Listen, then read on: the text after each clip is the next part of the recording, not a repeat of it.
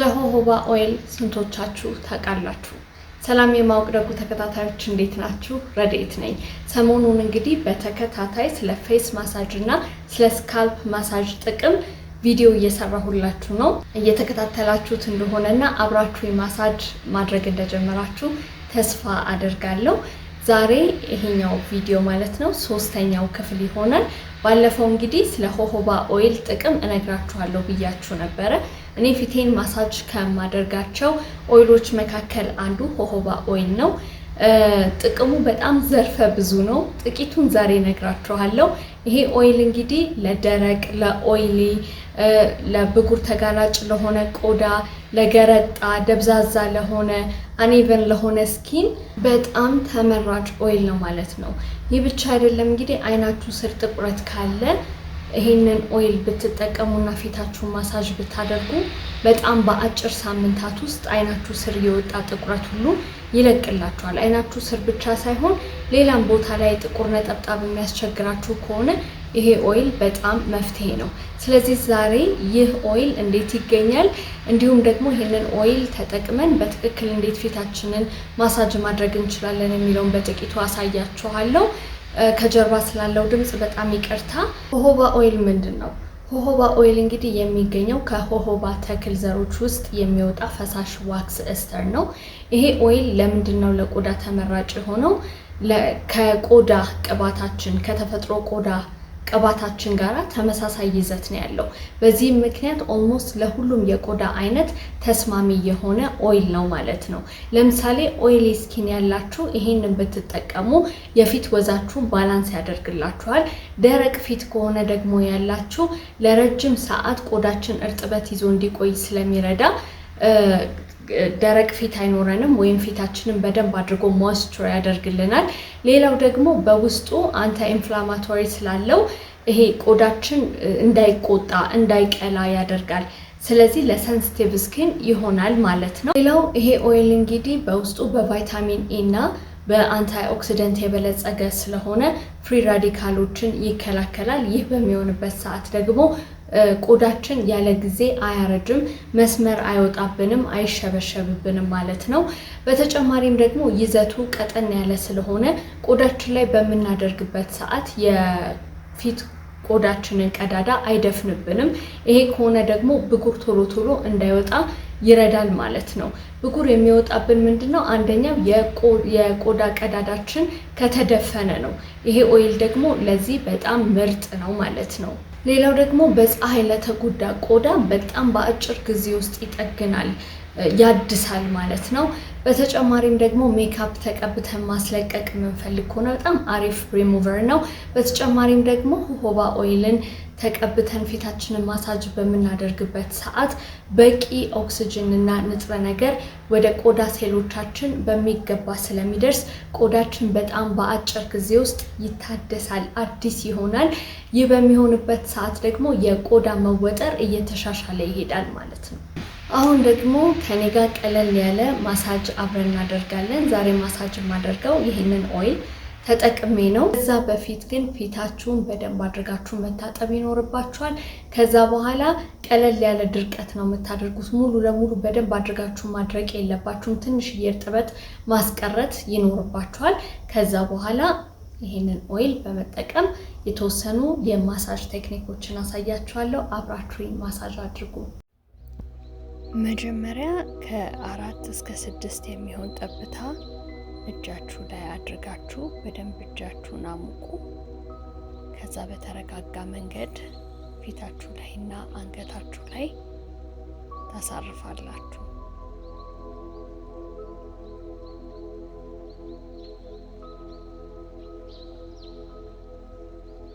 በመቀጠል በተረጋጋ መንገድ አንገታችሁን ከታች ወደ ላይ ማሳጅ ማድረግ ትጀምራላችሁ። ይህ ስቴፕ 1 ነው። ከኮላር ቦናችሁ ተነስታችሁ ወደ ላይ እስከ ጆ ላይናችሁ እየነካችሁ በእርጋታ ማሳጅ አድርጉ። ይህን የምናደርገው ቆዳችን እንዳይወርድ፣ ሌላው የሊምፍ ፍሰት በትክክል እንዲካሄድ፣ ያ ማለት የተጠራቀመ ፍሉድ እንዲወገድ ዳብል ቺን ለማስወገድ እና የደም ዝውውር እንዲሻሻል ነው።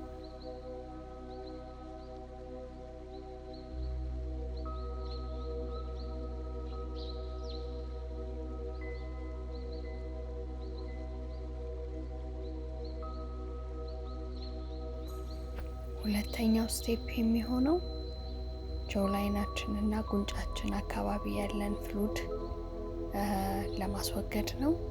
ለዚህ ጣቶቻችንን መጠቀም እንችላለን። ከአገጭ ተነስተን እስከ ጆሮአችን ድረስ ማሳጅ እናደርጋለን። እያንዳንዱን እስከ 60 ሰከንድ ማድረግ ይኖርብናል። ይህን የምናደርገው ቆንጆ የጆላይን እንዲኖረን፣ ቆዳችን እንዳይጠለጠል፣ የደም ዝውውር እንደ ልብ እንዲሆን እና ፊታችን ላይ ያለ እብጠትን ለመቀነስ ነው። ወደ ላይ የሆነ እንቅስቃሴ ሲኖር ግራቪቲን ፋይት ያደርጋል።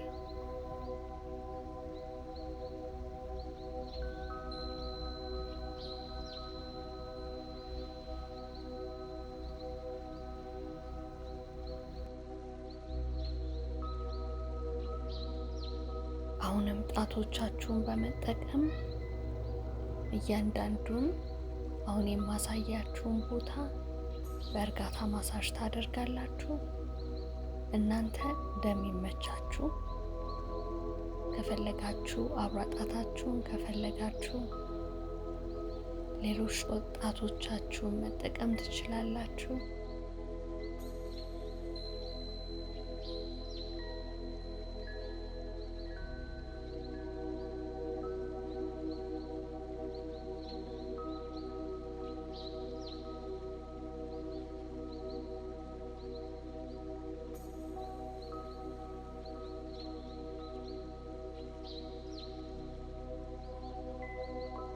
ይህንን በምናደርግበት ሰዓት ፊታችን ላይ የተጠራቀመ ቴንሽን ይለቃል። ማስሎቻችሁን ማነቃቃት ትጀምራላችሁ። ይህ በሚሆንበት ሰዓት ደግሞ የፊት መወጠር እየተሻሻለ ይሄዳል። ቆዳችን በቀላሉ አይሸበሸብም።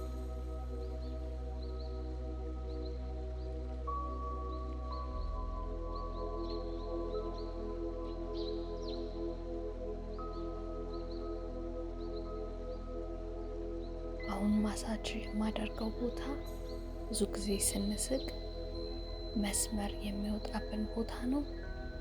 እሱን በቀላሉ ለማጥፋት ይረዳል።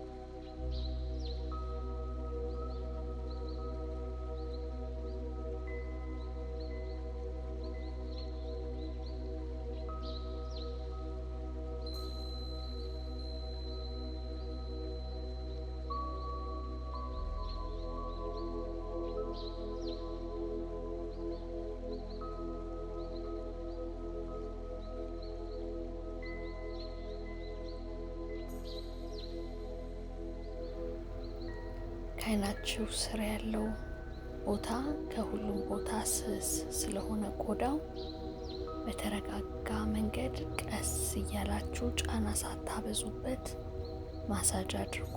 ይህንን በምታደርጉበት ሰዓት ከዓይን ስር ያለ እብጠትና ከዓይን ስር ያለ ጥቁረት ከጊዜ ሂደት በኋላ እየለቀቀ ይሄዳል።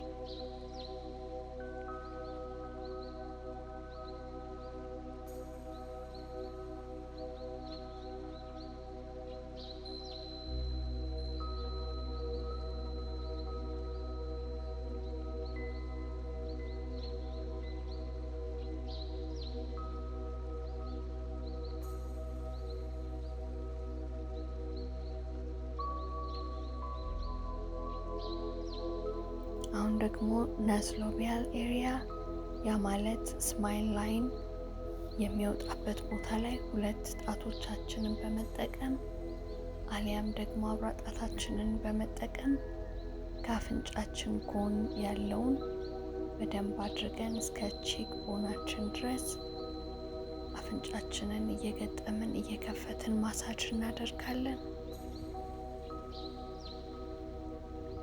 ይሄ ስማይል ላይንን ብቻ ለመቀነስ ሳይሆን ሪንክልስ እንዲጠፋ ይረዳል።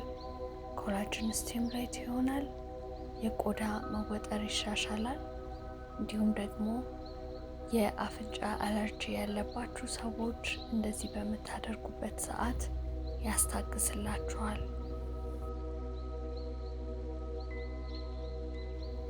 በመቀጠል ወደ ግንባራችን እንሄዳለን። ግንባራችን ማሳጅ ስናደርግ መጀመሪያ ከሴንተር ነው የምንጀምረው። አሁን የማሳያችሁ ቦታ። ከዛ ቴምፕሌቱን በደንብ ማሳጅ እናደርጋለን።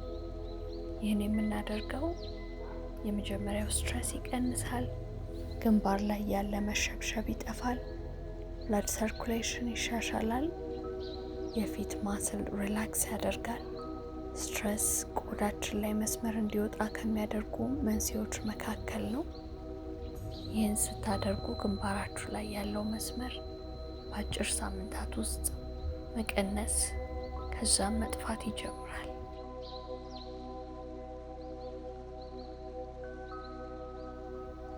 በመቀጠል የመሀል ጣታችሁንና የቀለበት ጣታችሁን በመጠቀም ከዓይናችሁ ከፍ ብላችሁ ቅንድባችሁ ያረፈበት አጥንት ላይ መታ መታ ታደርጋላችሁ።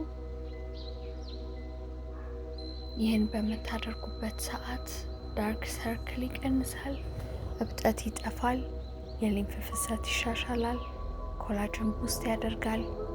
በጭራሽ ዓይናችን የወረደ አይሆንም። ይህንም ስታደርጉ በተረጋጋ መንገድ ይሁን። እዚህ ውስጥ ኃይል መጠቀም በጣም የተሳሳተ መንገድ ነው።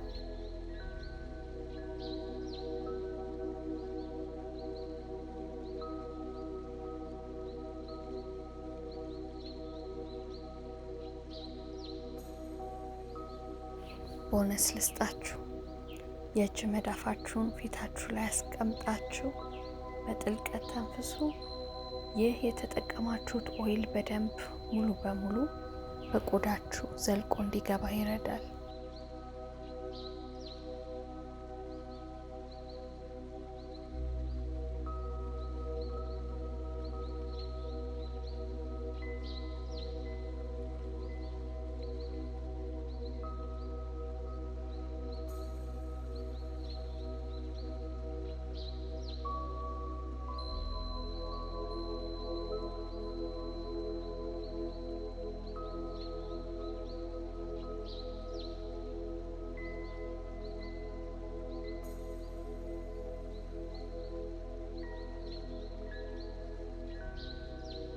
ይህንን እንግዲህ በሳምንት ስንቴ ነው ማድረግ የሚጠበቅብን የሚል ጥያቄ ከዚህ በኋላ ይመጣል። ይህን ጥያቄ ለመመለስ እንግዲህ ደረቅ የሆነ ፊት ከሆነ ያላችሁ በየቀኑ ብታደርጉት ይመከራል። ኦይሊ ስኪን ከሆነ ደግሞ ያላችሁ በሳምንት 3 ቀን ወይንም 4 ቀን ብታደርጉት ይመከራል። ለብጉር ተጋላጭ የሆነ ስኪን ከሆነ ደግሞ ያላችሁ በሳምንት 2 ብታደርጉት በቂ ነው። ብጉር ያለባችሁ ሰዎች ደግሞ ማሳጅ በምታደርጉበት ሰዓት እጅግ በጣም ቀስ እያላችሁ ማሳጅ አድርጉ ማለት ነው። ማሳጅ ለማድረግ በጣም የሚመረጠው ታይም ማታ ማታ ነው። ምክንያቱም ማታ ኦይሉን ተቀብታችሁ ስታድሩ በደንብ አድርጎ ከቆዳችሁ ጋራ ይዋሃዳል።